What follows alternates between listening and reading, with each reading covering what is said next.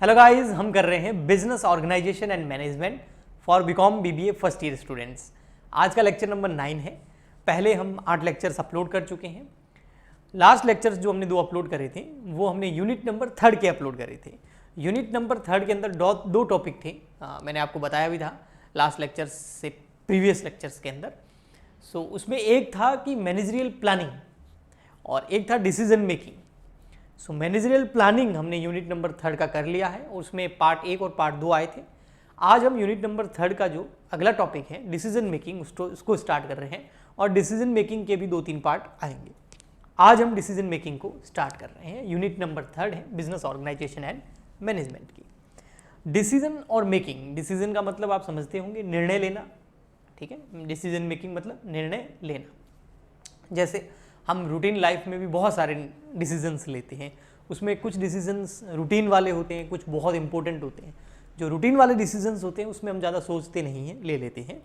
और जो most important और डिसीजंस होते हैं जो लाइफ में बहुत हमारे उस डिसीजन का हमारी लाइफ पे बहुत ज़्यादा प्रभाव पड़ने वाला है, उस डिसीजन को हम सोच विचार के लेते हैं। सामान्य रूप से अगर मैं कुछ आपको एग्जाम्पल दूँ जो कि नॉर्मली सबके साथ होता है, जैसे आप कोई चॉकलेट परचेज़ कर रहे हैं, कैंडी परचेज़ कर रहे हैं, या आप गोलगप्पे खा रहे हैं, या कचौरी या समोसा खा रहे हैं, सैंडविच खा रहे हैं, तो इसमें आप कोई ज़्यादा सोच विचार नहीं करेंगे। बस इतना ही विचार करेंगे कि जेब में उतने पैसे हैं तो आप जाके ले लेंगे, और इतने होते ही हैं ना। गोलगप्पे खाने के और कैंडी परचेज़ करने के पैसे तो होते ही हैं। नॉर्मली आम अगर एक अवधारणा देखें तो जो रूटीन डिसीजन होते हैं उसमें ज़्यादा सोच विचार नहीं किया जाता है।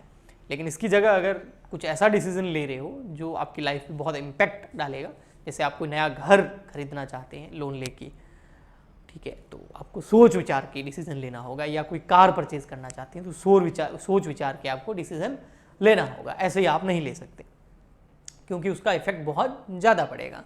इसके अलावा जैसे अगर लाइफ पार्टनर की एंट्री लेनी है तो भी सोच विचार के लेनी होगी, है ना।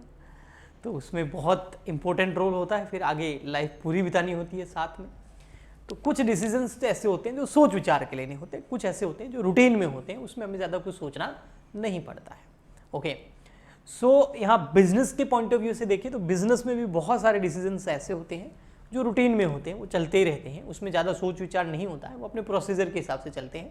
लेकिन बहुत सारे डिसीजन ऐसे होते हैं जो सोच विचार के भी लिए जाते हैं। जैसे किसी नए एम्प्लॉय को अपॉइंट करना है तो उसका पहले से ही किस लेवल का वो एम्प्लॉय है, किस जगह वो काम करेगा, उस हिसाब से उसकी सैलरी वगैरह पहले से ही स्ट्रक्चर बना हुआ ही होता है। तो ये कोई बहुत बड़ा डिसीजन नहीं है। लेकिन अगर आपको नया प्लांट लगाना है, कहीं नई मशीन परचेज करनी है और हैवी उस पर इन्वेस्टमेंट है, तो ये बहुत बड़ा डिसीजन हो गया। डिसीजन जो है मैनेजर लेता है, और मैनेजर जो है वो 3 लेवल पे होते हैं, आपने देखे हैं। टॉप लेवल के मैनेजर, मिडिल लेवल के मैनेजर और लोअर लेवल के मैनेजर। तो तीनों लेवल के जो मैनेजर हैं वो अपने अपने लेवल पर अपने हिसाब से, सिचुएशन के हिसाब से रूटीन वाले भी और इम्पोर्टेंट वाले भी डिसीजंस लेते हैं। तो डिसीजन मेकिंग मोस्ट इंपॉर्टेंट चीज़ भी है ना, क्योंकि इसमें हम आगे डिसीजन मेकिंग का कॉन्सेप्ट भी पढ़ेंगे और प्रोसेस भी पढ़ेंगे। लेकिन थोड़ा सा ये भी समझ लो कि डिसीजन बहुत अहमियत रखता है, क्योंकि जो अभी हम डिसीजन ले रहे हैं उससे आने वाले टाइम पर जो रिजल्ट आने वाला है उस पर उस डिसीजन का बहुत बड़ा प्रभाव पड़ेगा। यानी कि अभी जो आप पाथ चूज करेंगे वो आपकी आने वाली लाइफ को सेट करेगा, है ना। अगर वो डिसीजन आपने करेक्ट ले लिया तो आपकी लाइफ बेहतर हो जाएगी, चाहे वो हेल्थ वाइज देखो, चाहे आप फाइनेंशियली वाइज देखो, जैसे भी। और अगर आपने वो डिसीजन थोड़ा सा गलत ले लिया तो आपकी लाइफ आगे जो है थोड़ी प्रॉब्लम्स आपके सामने आएगी। ओके, ऐसे कैसे बिजनेस के अंदर भी डिसीजंस जो होते हैं वो मोस्ट इंपॉर्टेंट रोल अदा करते हैं, और मैनेजमेंट को जो इंपॉर्टेंट डिसीजंस होते हैं उनको बहुत सोच समझ के लेना चाहिए, क्योंकि उसका इफेक्ट बहुत ज़्यादा पड़ता है किसी भी बिजनेस पर। जैसे एक नोकिया कंपनी आती थी, उसने डिसीजन लिया था एक, जब एंड्रॉयड नया नया आया था, कि भैया हम तो एंड्रॉयड को एक्सेप्ट नहीं करेंगे, हम तो हमारा खुद का एक सॉफ्टवेयर बनाएंगे, ठीक है, या फिर हम जो है विंडोज़ के साथ जाएंगे। बाकी सारी जितनी भी जो स्मार्टफोन कंपनीज थी उन्होंने तो एंड्रॉयड को एक्सेप्ट कर लिया। एंड्रॉयड एक अलग सॉफ्टवेयर है ना, हर फ़ोन में आपको मिलता है। नोकिया ने नहीं किया, उन्होंने बोला विंडोज़ के साथ, क्योंकि विंडोज़ भी उस समय एक मोबाइल फ़ोन के लिए सॉफ्टवेयर बना रहा था। तो वहाँ डिसीजन जो है वो भारी पड़ गया, क्योंकि विंडोज़ का सॉफ्टवेयर उतना अच्छे से चला नहीं स्मार्टफोन्स के अंदर, मोबाइल्स के अंदर, बट एंड्रॉयड बहुत अच्छे से चल गया।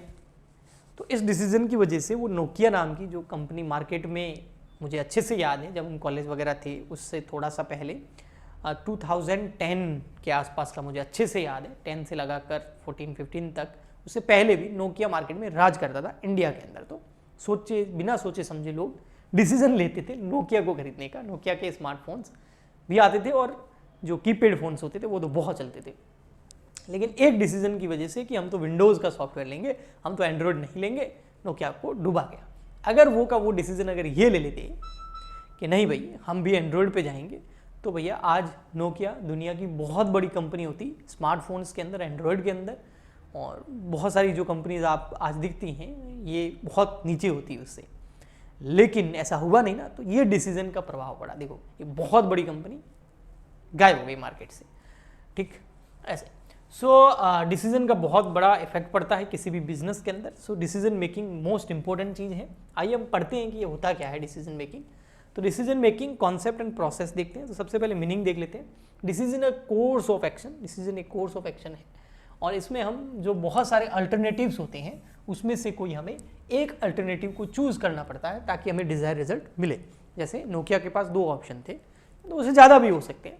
जैसे एक तो खुद अपना सॉफ्टवेयर बना ले, दूसरा जो है एंड्रॉयड का सॉफ्टवेयर यूज़ कर ले, और थर्ड नंबर जो है वो विंडोज़, यानी कि विंडोज़ के साथ कोलैबोरेशन कर ले। लेकिन उसने थर्ड वाला चूज़ किया और उससे उसको डिज़ायर रिजल्ट हासिल नहीं हुई। तो डिसीजन जो आप ले रहे हैं वो अच्छा भी हो सकता है और बुरा भी हो सकता है। इसी को अगर दूसरे पॉइंट ऑफ व्यू से देखें, सैमसंग हो गया या अदर कंपनीज होगी जो चाइनीज़ कंपनी है, उन्होंने क्या किया, एंड्रॉयड को एक्सेप्ट कर लिया, तो उनका डिसीजन एकदम राइट हो गया। और उनके सामने भी ऑप्शंस तो थे ही, बट उन्होंने एंड्रॉयड को एक्सेप्ट कर लिया, और उससे क्या हुआ, उस अल्टरनेटिव को एक्सेप्ट करने की वजह से, डिसीजन राइट लेने की वजह से उनका बिजनेस बहुत ऊपर आ गया। सो डिसीजन मेकिंग जो है उसमें आपको बहुत सारे अल्टरनेटिव्स मिलते हैं। अल्टरनेटिव्स मतलब एक ही रास्ता नहीं है, बहुत ज़्यादा आपके पास ऑप्शन है, एक से ज़्यादा है, तो उनमें से आपको कोई एक चूज़ करना है, ठीक। Next, decision making refer to the process of selecting the best alternative course of action. आपको बेस्ट चूज करना है, नोकिया नहीं कर पाया, अदर कंपनी कर पाई। From among various alternatives available to the management after through evaluation of each alternative. लेकिन किसी भी अल्टरनेटिव को चूज करने से पहले उसका अच्छे से इवैल्यूएशन, यानी कि उसका अच्छे से वैल्यूएशन, उसका मूल्यांकन, उसको अच्छे से जांचना, परखना, टेस्ट करना, पता करना उसके बारे में जरूरी था। अगर नोकिया ने ये किया होता तो आज बहुत बड़ी कंपनी होती। सो ऐसे ही आपको चूज नहीं करना है। अब वो उस टाइम क्या परिस्थितियाँ थी उस हिसाब से उन्होंने डिसीजन ले लिया, और उस हिसाब से अब डिसीजन का जो रिजल्ट है वो फ्यूचर में दिखता है। तो कह नहीं सकते कि कौन सा डिसीजन अभी जो आप ले रहे हैं वो राइट है और कौन सा रॉन्ग है। ओके, वो समय बताता है। According to Peter F Drucker, where whatever a management does, he does through decision making. Manager जो भी, पीटर एफ ड्रकर बोल रहे हैं, ये मैनेजमेंट के ऊपर पीटर एफ ड्रकर ने बहुत कुछ बोला है भाई साहब, ठीक है। तो ये डेफिनेशन भी दे दी इन्होंने कि मैनेजर जो कुछ भी कर रहा है ना, whatever a manager does, he does through a decision making। जो कुछ भी मैनेजर करेगा वो डिसीजन मेकिंग से करेगा। मैनेजर को पल पल पे है ना डिसीजन लेने पड़ते हैं, हर स्टेप पे उसको डिसीजन लेना पड़ता है, ठीक है, क्योंकि उसके पास ऑप्शंस होते हैं। By taking a decision, a manager attempt to reduce the gap between the present and the desire situation, ठीक है। Taking a decision, a manager attempt to reduce the gap between the present and desired situation. जो future में चाहते हैं और जो present में आपके पास में है, इसके बीच की जो गैप है, इसको मैनेजर्स डिसीजन द्वारा भरते हैं। Okay, while decision making is a process technique, a decision is the result और outcome of the this process. जो डिसीजन मेकिंग है वो एक प्रोसेस है या एक टेक्निक है, और इस टेक्निक से जो आपको फ्यूचर में क्या मिलने वाला है उसकी प्रोसेस तय होती है। ओके, है ना। अगर आप मॉर्निंग में रोज उठ के एक्सरसाइज करते हो अच्छे से, है ना, अपने आप को फिट रखने के लिए मॉर्निंग में जल्दी उठते हो, एक्सरसाइज करते हो, हेल्दी खाते हो, है ना, मार्केट से कचरा उठा के चाउमीन टाउमीन नहीं खाते हो, तो इसका रिजल्ट आपको आने वाले टाइम में मिलेगा कि आपकी हेल्थ एकदम अच्छी रहेगी, प्रॉपर रहेगी। ओके, और इसकी जगह आप एक डिसीजन लेते हो कि भाई हम तो शाम के टाइम रोज जाके मार्केट में दबा के ठूसेंगे, है ना, तो फिर आने वाले टाइम में उसका भी रिजल्ट आपको देखने को मिलेगा, ठीक है। तो एक प्रोसेस स्टार्ट हो जाती है, जैसे आप डिसीजन लेंगे प्रोसेस एक स्टार्ट हो जाएगी जो आपको फ्यूचर का रिजल्ट प्रोवाइड कराएगी। Characteristics of decision making, decision making की क्या कैरेक्टरिस्टिक्स होती है, तो सबसे फर्स्ट कैरेक्टरिस्टिक है गोल ओरिएंटेड। ये जो डिसीजन मेकिंग होती है वो गोल ओरिएंटेड होती है। कोई भी आप डिसीजन ले रहे हो, क्यों ले रहे हो, क्योंकि फ्यूचर में कुछ आपको सामने गोल दिख रहा है, उसको हासिल करने के लिए आप कुछ डिसीजन ले रहे हो। तो कोई भी डिसीजन बिना गोल के नहीं होता है, बिना लक्ष्य के, बिना कोई भी ऑब्जेक्टिव के नहीं होता है। कुछ उद्देश्य आपका जरूर होगा, उसको हासिल करने के लिए आप डिसीजन ले रहे हो। इन्वॉल्व चॉइस, डिसीजन मेकिंग में चॉइसेस भी इन्वॉल्व होती है। You have to choose among the set of alternatives. मैं आपको पहले ही बता चुका हूँ कि बहुत सारे अल्टरनेटिव्स होते हैं, तभी डिसीजन आएगा। अगर अल्टरनेटिव ही नहीं, ऑप्शन ही है कि, तो फिर क्या डिसीजन लेना। ओके, सो डिसीजन मेकिंग में अल्टरनेटिव्स होते हैं, गोल होता है और कंटिन्यूस प्रोसेस है ना। डिसीजन हर स्टेप पे लेने पड़ते हैं, आगे बढ़ते जाते हैं और डिसीजन और आगे बढ़ेंगे और ऐसे चलता रहता है, कॉन्टिन्यूस प्रोसेस है। इंटेलेक्चुअल एक्सरसाइज, मेंटल एक्सरसाइज है ना। डिसीजन में बहुत ज़्यादा सोचना पड़ता है, सोच विचार के जो फैक्ट्स हैं, जो डेटा है, उसका एनालिसिस करके अच्छे से, अगर बहुत बड़ा डिसीजन है जिसका बहुत इंपैक्ट पड़ेगा आपके बिजनेस पे, आपकी लाइफ पे, तो फिर आपको बहुत ज़्यादा मेंटली जो है बहुत ज़्यादा सोचना पड़ता है ना, थिंकिंग बहुत ज़्यादा करनी पड़ती है, उसके बाद जाके एक डिसीजन लिया जाता है। So it is a intellectual exercise. Decision making is not doubt a thinking exercise, बहुत ज़्यादा सोचना पड़ता है। तो ये कैरेक्टरिस्टिक्स है। गोल होता है, इन्वॉल्व होना पड़ता है, कंटिन्यू प्रोसेस है, इंटेलेक्चुअल एक्सरसाइज है, सोचना पड़ता है, डायनेमिक है ना। डायनेमिक मतलब डिसीजन कई बार परिवर्तित हो जाते हैं ना, पहले ये सोचा वो राइट नहीं हुआ, तो फिर तो डिसीजन भी डायनेमिक होता है सिचुएशन के हिसाब से, है ना।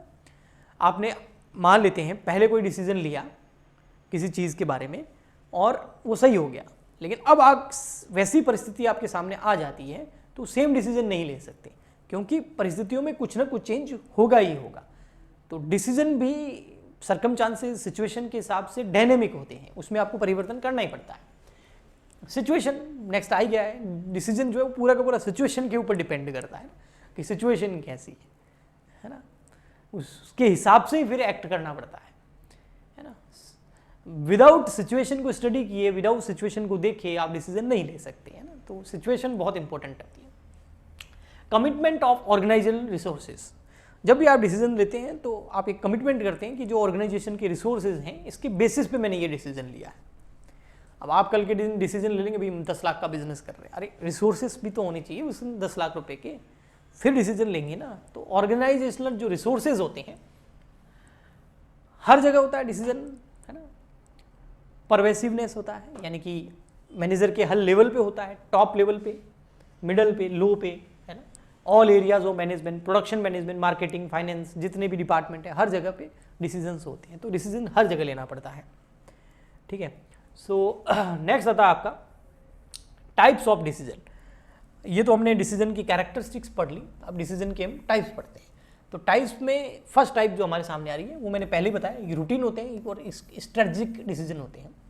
रूटीन वाले जो डिसीजन होते हैं जो वो नॉर्मल हम आराम से ले सकते हैं, क्योंकि जो हमें डिसीजन लेना है उससे रिलेटेड डेटा हमारे पास अवेलेबल होता है। जैसे फॉर एग्जांपल के लिए आपको डिसीजन लेना है, मार्केट से जा रहे हैं कोई चॉकलेट्स परचेज करने, तो आपके पास डेटा है कि मुझे कौन सी चॉकलेट अच्छी लगती है, डेयरी मिल्क अच्छी लगती है कि किटकैट अच्छी लगती है, 5 स्टार अच्छी लगती है ना, कौन सी अच्छी लगती है। तो और उस डेटा के बेसिस पे आपने डिसीजन ले लिया। ऐसे कैसे बिजनेस में जो रूटीन डिसीजन होते हैं, जैसे किसी एम्प्लॉय को अपॉइंट करना है, तो पहले से ही भाई एम्प्लॉय का लेवल क्या है, उसका क्वालिफिकेशन क्या है, उसको क्या काम दिया जा रहा है, कि भाई ये लेवल है, ये क्वालिफिकेशन है, ये काम दिया जा रहा है। तो उस हिसाब से सैलरी का स्ट्रक्चर पहले से डिसाइड है, रूल्स एंड रेगुलेशन पहले से डिसाइड है, वो सब उसके ऊपर अप्लाई हो जाएंगे, बस इसमें ज़्यादा कुछ सोचना नहीं है। लेकिन दूसरे तरह के डिसीजन जो होते हैं वो होते हैं स्ट्रेटेजिक डिसीजन। स्ट्रेटेजिक डिसीजन जो होते हैं वो बेसिक डिसीजंस नहीं होते, ये बहुत इंपॉर्टेंट डिसीजंस होते हैं। वो आपके फ्यूचर की स्ट्रेटेजी को, फ्यूचर की प्लानिंग को तय करेंगे। जैसे मैंने नोकिया का एग्जांपल दिया कि भैया एंड्रॉइड पे जाना है कि विंडोज़ पे जाना है कि खुद का सॉफ्टवेयर बनाना है, उन्होंने विंडोज़ चूज़ कर लिया। अब फ्यूचर में वो विंडोज़ यूज़ करने वाले हैं और उसका इम्पैक्ट बहुत ज़्यादा बिजनेस पे पड़ने वाला है। अगर विंडोज़ का यूज़ करना उनका लिए सक्सेसफुल हो जाता और विंडोज़ एंड्रॉइड से भी अच्छा सॉफ्टवेयर मोबाइल फ़ोन के लिए दे देता, वैसे विंडोज़ पीसी के लिए होता है, तो बहुत अच्छा हो जाता है ना। तो ये स्ट्रेटेजिक डिसीजन होने चाहिए, इंपॉर्टेंट होते हैं बहुत ज़्यादा, ये आपके बिजनेस को या आपको बहुत प्रभावित कर सकते हैं, ठीक है। सो जैसे कि कोई प्लांट लगाना, ये भी एग्जांपल हो गया, कोई न्यू प्लांट लॉन्च करना, न्यू प्रोडक्ट लॉन्च करना, ये इंपॉर्टेंट डिसीजंस होते हैं। तो 2 तरह के डिसीजंस बताए मैंने, फर्स्ट में आपको रूटीन और स्ट्रेटेजिक डिसीजन। नेक्स्ट आते हैं आपके प्रोग्राम्ड और non programme decision. Programme decision वो होते हैं जो पहले से ही प्रोग्रामिंग की होती है कि ये सिचुएशन में ये डिसीजन लेना है, इसकी प्रोग्रामिंग पहले ही हमारे माइंड में हो चुकी है ना, कि ये सिचुएशन में ये डिसीजन लेना है, ये प्रोग्राम्ड होते हैं पूरे। नॉन प्रोग्राम ऐसी कोई सिचुएशन पहले कभी आई नहीं, फर्स्ट टाइम आ रही है, अब क्या डिसीजन लेना, वो नॉन प्रोग्राम हो गए। तो प्रोग्राम डिसीजन में हमको ज़्यादा सोचना नहीं पड़ता है। नॉन प्रोग्राम जो डिसीजन होते हैं उसमें तो भैया आपको सोचना पड़ेगा अच्छे से पूरा, ठीक है। The programme decision are routine and repetitive nature, मतलब ऐसे डिसीजन, ऐसी सिचुएशन बोलते हैं ना, ऐसे मैंने बहुत पाले पड़े हैं मेरे, ऐसे मैंने बहुत झेल रखा है, मुझे पता है इसका क्या सॉल्यूशन है, वो रिपीटेटिव हो गए, ठीक है। तो रिपीटेटिव नेचर के होते हैं ना, according to a specific procedure, और इस प्रॉब्लम में, इस डिसीजन में क्या प्रोसेस अप्लाई करना वो उनको पता है, ठीक है। A sequence of step can be laid in advance so that the decision become highly structured. पहले से पता है क्या क्या स्टेप्स लेने होते हैं इस प्रॉब्लम के अंदर, ये डिसीजन लेने के लिए, और उसका स्टेप्स भी पहले से डिसाइड है, स्ट्रक्चर भी पहले से डिसाइड है, सब प्रोग्राम्ड है रोबोट की तरह, ठीक है। They are called programmed because information on them is available in advance and can be proceed in the pre plan manner. Pre plan manner में चलते हैं, पहले से इंफॉर्मेशन अवेलेबल है। दूसरी तरीके देखिए तो नॉन प्रोग्राम जो डिसीजन होते हैं arise become a unstructured problem. एक ऐसी प्रॉब्लम आ गई जिसका हमको डिसीजन लेना है, हमारे सामने आ गई, जिसके बारे में हम जानते नहीं थे, वो अनस्ट्रक्चर्ड है, उसके बारे में कुछ नहीं जानते। जैसे नॉर्मल जो बीमारी होती है उसका जो इलाज है, ट्रीटमेंट है, वो प्रोग्राम्ड है, उसका डेटा अवेलेबल है, और उस डेटा के बेसिस पे और डॉक्टर्स अपने एक्सपीरियंस के बेसिस पर जो है उस बीमारी का इलाज कर देते हैं, जो कि रूटीन में चलती है। जैसे सर्दी जुकाम हो गया, फीवर हो गया, ये नॉर्मल वायरल जो होते हैं। ये आ गया कोविड, नहीं आ गया कुछ, अब क्या उस पर भी वही चलेगा? नहीं, वो अनप्रोग्राम हो गया। ऐसी सिचुएशन हमारे सामने आ गई थी जो अनस्ट्रक्चर प्रॉब्लम है, इसमें पता ही नहीं कि ट्रीटमेंट क्या करना है। तो फिर इसके लिए क्या करें? अब इस अनस्ट्रक्चर प्रॉब्लम का डिसीजन, इसका प्रॉब्लम का सॉल्यूशन निकालने के लिए जो जो हमको डिसीजंस लेने हैं, बहुत सारे डिसीजन लेंगे। दूरी बनाओ, लॉकडाउन लगाओ, मिलो मत आपस में, हाथ मत मिलाओ, मास्क लगाओ, फिर उसके बाद वैक्सीन भी लगवाई।